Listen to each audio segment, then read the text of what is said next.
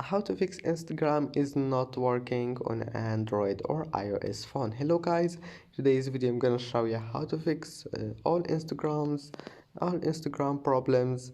And first go to Play Store or App Store and check if there's any update for your Instagram. If you find here update, just update it.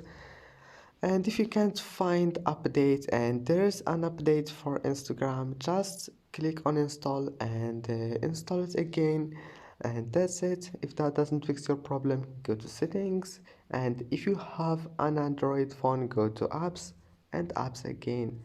Type here Instagram, click for stop, go to storage, clear data, click OK, and go to permissions, give it all of those permissions here. And if you have an iPhone, just go to settings, general, and then iPhone storage, and select Instagram and click offload, and that's it. Don't forget like, and see you in the next video.